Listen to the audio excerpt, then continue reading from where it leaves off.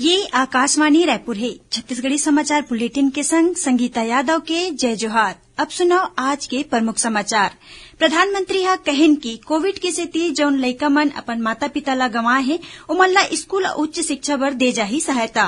प्रधानमंत्री हा आजादी के अमृत महोत्सव के अंतर्गत काली 9 ठिन मंत्रालय और विभाग ले जुड़े 16 योजना मन के संगे संग कार्यक्रम के लाभार्थी मन संग गोठबात करही। और राज्यसभा चुनाव बर कांग्रेस हा छत्तीसगढ़ ले वरिष्ठ कांग्रेस नेता राजीव शुक्ला और बिहार के पूर्व लोकसभा सांसद रंजीता रंजन ला अपन उम्मीदवार बनाए हैं। अब समाचार विस्तार ले। प्रधानमंत्री नरेंद्र मोदी के नेतृत्व में केंद्र सरकार आज सेवा, सुशासन और गरीब कल्याण के 8 बछर पूरा करत है। ए दौरान राष्ट्र के संकल्प रहे है कि सबो योजना के लाभ 100% पात्र मनखे तक पहुंचे। प्रधानमंत्री हा पहले कहे रहिन कि वो मन देश के करोड़ों मनखे के पारिवारिक सदस्य के रूप में काम करत है ताकि कोनो भी पात्र मनखे गरीब कल्याण योजना ले झन छूटे। 3 बछर पहली आजे के दिन नरेंद्र मोदी हा दूसर घाव प्रधानमंत्री पद के शपथ ले रहिन। श्री मोदी के नेतृत्व वाले एनडीए सरकार हा आज 8 बछर पूरा कर ले है। ए दौरान सरकार हा नागरिक के हित बर कतकोन कदम उठाए है। प्रधानमंत्री नरेंद्र मोदी हा कहिन की कोविड के सेती जौन लइका मन अपन माता पिता ला गंवाए हे ओमन ला स्कूल और उच्च शिक्षा बर पूरा सहायता दे जाही।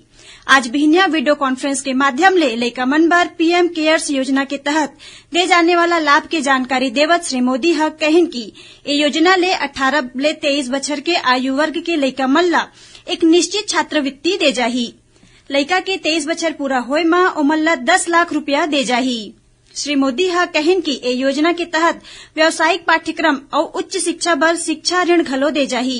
प्रधानमंत्री हा कहिन की ए योजना के माध्यम ले सरकार लइका मन ला हर माह 4,000 रुपया के सहायता राशि देवत है। ओमन हा सबो लइका ले फिट इंडिया और खेलो इंडिया पहल में भाग लेके आग्रह करे है। प्रधानमंत्री नरेंद्र मोदी आजादी के अमृत महोत्सव के अंतर्गत काले 31 मई के 9 ठिन मंत्रालय और विभाग ले जुड़े 16 योजना मन के संगे संग कार्यक्रम के लाभार्थी के संग गोठबात करही। गरीब कल्याण सम्मेलन नाव ले ये आयोजन शिमला में रखे गए है, जिहां लाभार्थी मन वीडियो कॉन्फ्रेंस के माध्यम ले जुड़ही।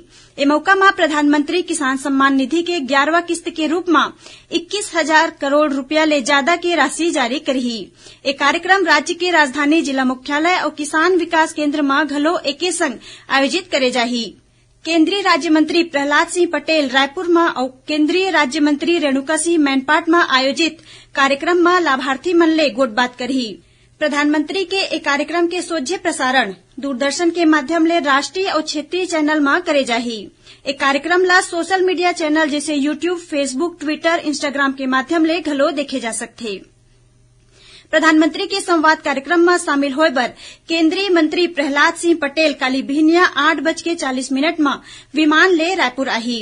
एकर बाद वो मन राष्ट्रीय जैविक स्ट्रेस प्रबंधन संस्थान बरौंदा में भारत सरकार के कल्याणकारी योजना के लाभार्थी मन ले गोठबात करही। संघ लोक सेवा आयोग यूपीएससी हा सिविल सेवा मुख्य परीक्षा 2021 के परिणाम के घोषणा कर दे है। श्रुति शर्मा पहले स्थान में है, उन्हें अंकिता अग्रवाल और गामिनी सिंगला ला तीसरा जगह बनाए हैं। ये परीक्षा में छत्तीसगढ़ ले श्रद्धा शर्मा, अक्षय पिल्ले, प्रखर चंद्राकर और अभिषेक अग्रवाल हा सफलता पाए है। परीक्षा परिणाम यूपीएससी के आधिकारिक वेबसाइट में देखे जा सकते। प्रधानमंत्री नरेंद्र मोदी हा सिविल सेवा मुख्य परीक्षा पास करैया उम्मीदवार मन ला बधाई दे है। ट्वीट संदेश में श्री मोदी हा कहिन की ए युवा मन भारत के विकास यात्रा के ऐसे महत्वपूर्ण बेरा में अपन कैरियर की शुरुआत करत है जब देश हा आजादी के अमृत महोत्सव मनावत है। छत्तीसगढ़ी समाचार आप मन आकाशवाणी रायपुर ले सुनत हव। छत्तीसगढ़ के खबर ले है आपकी वास्ता और खबर के विश्वसनीयता ले है हमार वास्ता। आकाशवाणी समाचार रायपुर के प्रादेशिक समाचार बुलेटिन के संगे संग हमार समसामयिक कार्यक्रम आप रेडियो के संग अपन मोबाइल में घलो सुन सकत हो। आकाशवाणी समाचार फेसबुक, ट्विटर और यूट्यूब में घलो हावय। हमार फेसबुक पेज हरे Chhattisgarh news on AIR, Twitter handle CGAIR news और हमार यूट्यूब चैनल हरे छत्तीसगढ़ AIR न्यूज।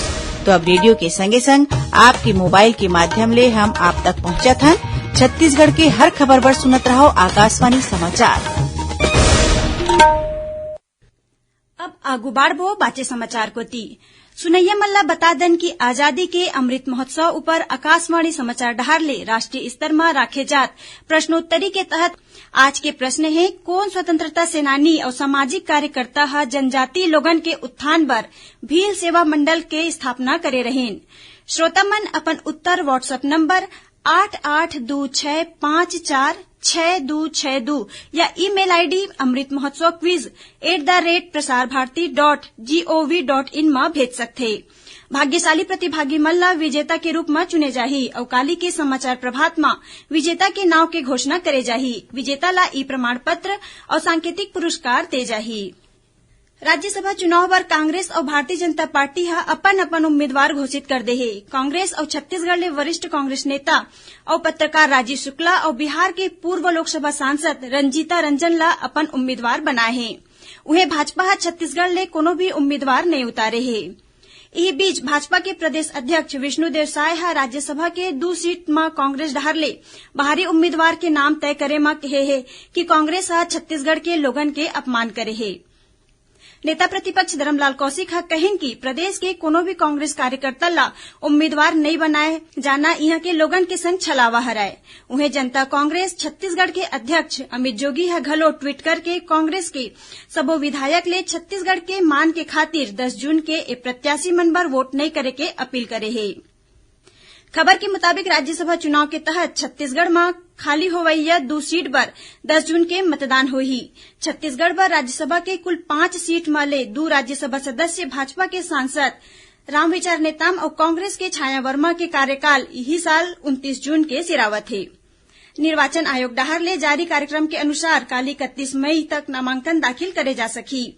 1 जून के नामांकन पत्र के जांच और 3 जून तक उम्मीदवार ला नामांकन पत्र वापस लेके मौका दे जाही। जरूरत पड़े में 10 जून के मतदान कराए जाही। यही दिन मतगणना के बाद जीते उम्मीदवार के घोषणा कर दे जाही। अंतर्राष्ट्रीय योग दिवस के उपलक्ष्य में भारतीय सेना के छत्तीसगढ़ और ओडिशा सब एरिया मुख्यालय डहार ले आज नवा रायपुर स्थित सत्य साई संजीवनी अस्पताल में योग के लाभ विषय में एक थीन वार्ता के आयोजन करेगीस। एकर तहत योग के आने आसन के प्रदर्शन करेगीस। एमा प्रदेश के लगभग 100 अधिकारी जवान नागरिक सुरक्षा कर्मचारी और ओखर परिजन मन भाग लीन। ए मौका में मोरारजी देसाई योग संस्थान दिल्ली के योग विशेषज्ञ कीर्ति गुप्ता हा कहिन कि योग के सरल आसन ला कोनो भी मनखे घर में आसानी ले कर सकथे। ऐसने कार्यक्रम ओडिशा के सबो सैन्य station Bhubaneswar army camp Balasore और गोपालपुर मिलिट्री स्टेशन में घलो आयोजित करेगीस। छत्तीसगढ़ उच्च न्यायालय में काली इतवार के छुट्टी होए के बावजूद डिवीजन बेंच में रतिया के बेरा वर्चुअल सुनवाई करेगीस। करीबन 1 घंटा की सुनवाई के बाद बेंच हा जांजगीर चांपा कलेक्टर जितेंद्र शुक्ला के ओ आदेश ऊपर रोक लगा दे है, जेमा ओमन हा नगर पंचायत राहोत के अध्यक्ष के खिलाफ अविश्वास प्रस्ताव पर बैठका बुलाए के आदेश दे रहीन। खबर के मुताबिक नगर पंचायत राहोत के अध्यक्ष सत्या राजेंद्र गुप्ता के खिलाफ उपाध्यक्ष और पार्षद हा भ्रष्टाचार के आरोप लगात अविश्वास प्रस्ताव लाए के मांग कलेक्टर ले करे रहीन। एमा कलेक्टर जितेंद्र शुक्ला हा अध्यक्ष नोटिस जारी करके पार्षद के बैठका बुला के मतदान के निर्देश दे रहीन। कलेक्टर के इ निर्देश ला नगर पंचायत अध्यक्ष हाईकोर्ट में चुनौती दे रहीस। जसपुर जिला के सन्ना क्षेत्र में आकाशीय बिजली गिरे ले एक झिन नोनी संग 3 लोगन के मौत हो गए। उन्हें 7 अन्य लोगन मन झुलस गए, जेकर इलाज बलरामपुर जिला अस्पताल में चलत है। मुख्यमंत्री भूपेश बघेल हा ए घटना ऊपर गहरा दुख जताए है। ओमन हा मृतक के परिवार वाले मल्ला 4-4 लाख रुपया के सहायता राशि दे के घोषणा करे है। संगे संग प्रभावित लोगन के बने इलाज बर अधिकारी मल्ला निर्देश दे है। आखिर में प्रमुख समाचार एक घाव फेर प्रधानमंत्री हा कहिन कि कोविड की स्थिति जौन लइका मन अपन माता पिता ला गंवाए हैं ओमन ला स्कूल और उच्च शिक्षा बर दे जाही सहायता। प्रधानमंत्री हा आजादी के अमृत महोत्सव के अंतर्गत कल 9 मंत्रालय और विभाग ले जुड़े 16 योजना मन के संगे संग कार्यक्रम के लाभार्थी मन संग गोटबात करही। और राज्यसभा चुनाव पर कांग्रेस छत्तीसगढ़ ले वरिष्ठ कांग्रेस नेता राजीव शुक्ला और बिहार के पूर्व लोकसभा सांसद रंजीता रंजन ला अपन उम्मीदवार बनाए हैं। एक संग छत्तीसगढ़ी समाचार बुलेटिन इहे सिरावत है। जय जोहार।